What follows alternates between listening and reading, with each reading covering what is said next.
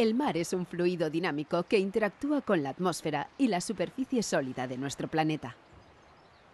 Su influencia va mucho más allá del medio marino, porque además de actuar sobre la costa, puede condicionar el clima de amplias zonas litorales.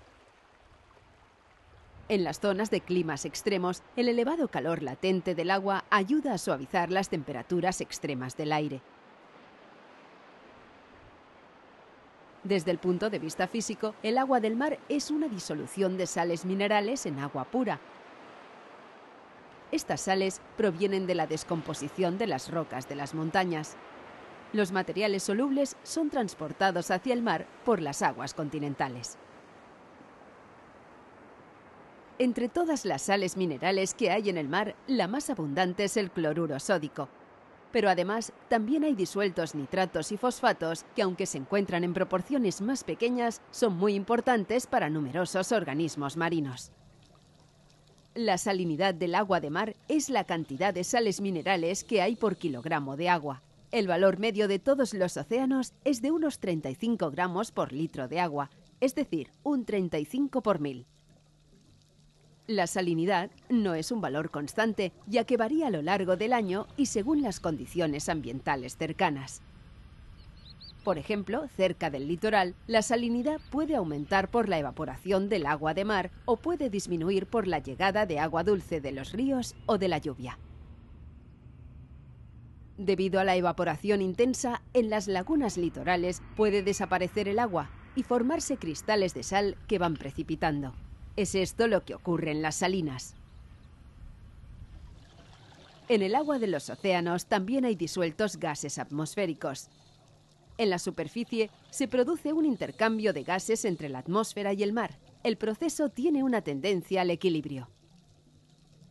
Para realizar la fotosíntesis oxigénica, los fotótrofos marinos, entre ellos el fitoplancton, consumen dióxido de carbono disuelto en el agua de mar. Este consumo se compensa con el paso de CO2 de la atmósfera hacia el mar. En el caso del oxígeno es al revés. En el mar hay una producción neta de oxígeno, lo que hace que pueda pasar a la atmósfera. El intercambio de gases en la superficie del mar es un proceso muy importante, ya que ayuda a la disminución del dióxido de carbono que hay en la atmósfera, que es un gas con un importante efecto invernadero. El fitoplancton actúa como secuestrador del carbono atmosférico y forma parte de la llamada bomba biológica, que lleva carbono desde la atmósfera hasta el fondo del mar. El carbono fijado se incorpora a la red trófica o acaba en los sedimentos del fondo. Una de las propiedades del agua más fáciles de observar es la temperatura, que en el mar oscila entre los 32 grados centígrados de las zonas más cálidas y los menos 1,8 grados centígrados de las más frías. La temperatura disminuye progresivamente con la profundidad, pero a veces se forma una capa superficial bastante homogénea. A partir de los 1500 metros de profundidad, la temperatura es prácticamente igual en todas partes y se sitúa entre los 2 y los 4 grados centígrados. Los organismos marinos están habitualmente adaptados a unas temperaturas concretas. La distribución de un gran número de especies está muy influida por la temperatura, de tal manera que se considera que algunas especies son indicadoras de la temperatura del agua.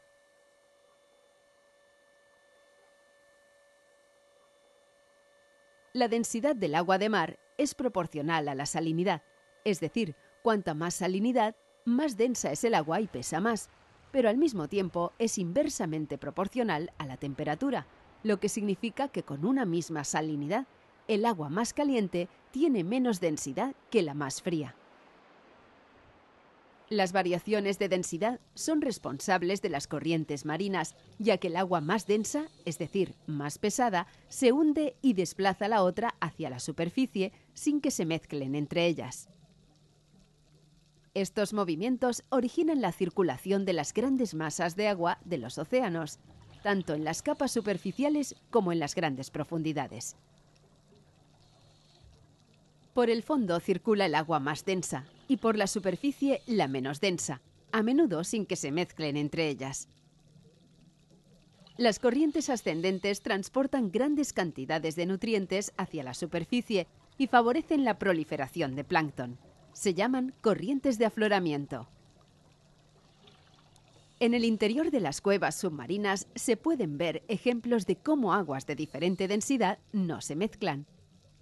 En esta cueva hay filtraciones de agua dulce, que tiene menos densidad que la salada. Esto hace que se formen dos capas bien diferenciadas, la dulce por encima y la salada por debajo. La zona que separa el agua más fría y densa de la más caliente se llama termoclina. Al nadar entre las capas se mezclan las dos aguas.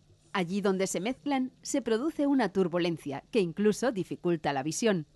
En la naturaleza, la mezcla de aguas las provocan el viento y las tormentas. Además de estas propiedades físicas del agua, el mar es un líquido sobre el que actúan gran cantidad de fenómenos físicos y meteorológicos que le dan energía suficiente para moverse continuamente y formar no solo las corrientes marinas, sino también las olas y las mareas. En la gran mayoría de casos, las olas se originan por la acción del viento sobre la superficie de la masa líquida. Esto tiene su máxima expresión durante los grandes temporales, en los que las olas pueden tener mucha altura.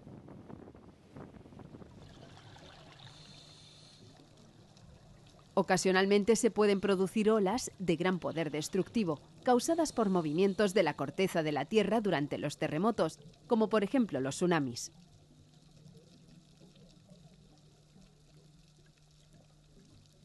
La acción de las olas sobre la costa es continua. Esta actividad va erosionando las rocas y modificando los depósitos de arena de las playas. Las olas ayudan a remodelar constantemente el litoral. Otro movimiento del mar que afecta sobre todo a las zonas litorales son las mareas. Sobre la Tierra actúan fuerzas de atracción originadas por las masas de la Luna y del Sol. La masa líquida de nuestro planeta responde a estas fuerzas deformándose y produciendo oscilaciones del nivel del mar que se repiten 2 veces en periodos de poco más de 24 horas. En muchos lugares, la amplitud de las mareas puede ser de varios metros, lo que deja espacios del litoral sin agua durante horas. Las especies marinas que viven en las zonas que quedan al descubierto deben estar adaptadas para resistir estos periodos diarios de varias horas de desecación, seguidas de otras de inmersión. No todos los lugares se ven afectados de la misma manera por las mareas. En el Mediterráneo, por ejemplo, son de menor intensidad que en el Atlántico. Al observar estos submarinistas llama la atención que las burbujas de aire no suben verticalmente hacia la superficie, sino que lo hacen en un ángulo de unos 45 grados. El motivo es que están dentro de una masa de agua que se mueve horizontalmente y que se lleva las burbujas. Se encuentran en una especie de río en el mar. Las corrientes marinas son grandes masas de agua que se trasladan por efecto de los vientos, de la diferencia de densidad y por otros factores. Hay corrientes frías que llevan agua fría procedente de las grandes profundidades hacia zonas más cálidas. También hay corrientes cálidas que llevan agua más caliente que la de su alrededor. Las principales corrientes marinas forman el llamado cinturón de circulación oceánica, un sistema de corrientes que circulan por los océanos. Este es uno de los sistemas de refrigeración del planeta. Las grandes masas de agua se calientan en los trópicos y se enfrían en los polos. De esta forma distribuyen el calor del planeta.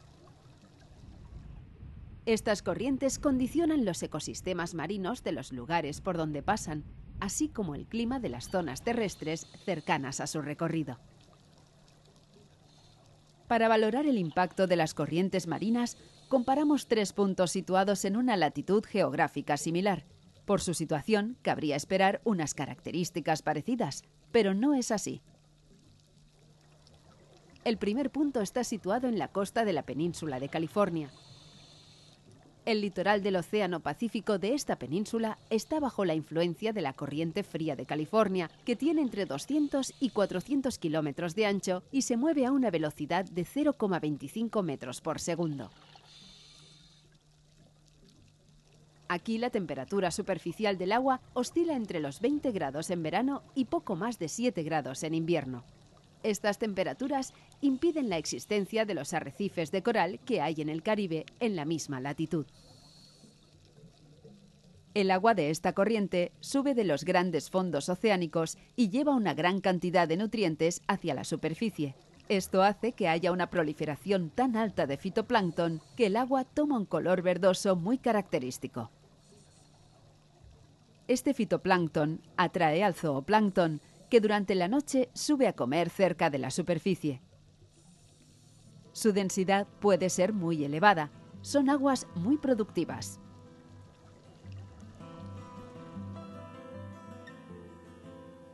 El otro punto se puede situar en cualquier lugar del Caribe. En este caso es en la isla de Cuba. Estas aguas están bajo la influencia de la corriente cálida del Golfo, que en algunos puntos tiene una amplitud de unos 1000 kilómetros y se mueve a una velocidad de 1,2 metros por segundo. La temperatura superficial del agua está entre los 22 y los 30 grados, lo que permite el desarrollo de gran cantidad de corales y de una fauna tropical, tanto de invertebrados como de peces, que vive asociada a los arrecifes. Como no es una corriente ascendente, no lleva cantidades altas de nutrientes y por lo tanto hay poco fitoplancton y pocas algas, lo que hace que pueda haber visibilidades superiores a los 30 metros.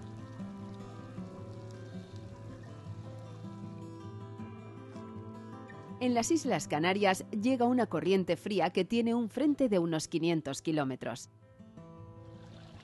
El descenso de la temperatura del agua se debe a afloramientos de agua profunda que se producen cerca del continente africano.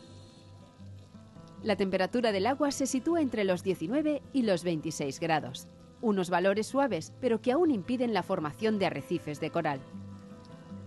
Lo que sí permiten es la presencia de ciertos organismos típicos de aguas cálidas, como son el pez trompeta o el erizo de mar, Diadema antillarum, componentes habituales de la fauna del mar Caribe. Hemos visto cómo la dinámica marina, con el desplazamiento de grandes masas de agua fría y caliente, es la principal responsable de la distribución de los grandes climas terrestres.